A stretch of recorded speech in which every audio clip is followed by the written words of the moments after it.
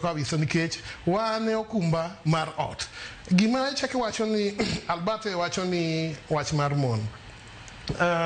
Joma mine gin jok ma beyo ahinya kendo gine magiritowa. To seche moko ka ywaruok osebede e ot, tido ka dichuo biro dhi oko. Ka ywaruok obede e ot, ka ji ok nyal wuoye e odni, ma bed piny ma wach ni wadwa ni watim kama kama kama kama, ineno nade. Ot ma ji ok wuoye en ot ma ji gwandore, en ot ma onge dongruok. Koro yudo ka seche moko joma mine mwadago gi chuo wacho ni they don't understand us gi dho ngere.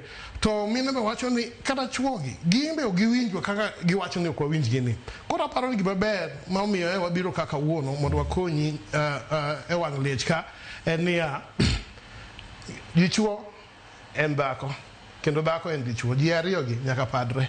To nana ni koro nyaka wawinjre ni to wadhi kanye, to wawuok kanye, to wasetimo ang'o. Kaonge winjruok ma kamano, tang'isi ni podi ibiro ringa ringa. To wan kama mondo wakonyi kawuono.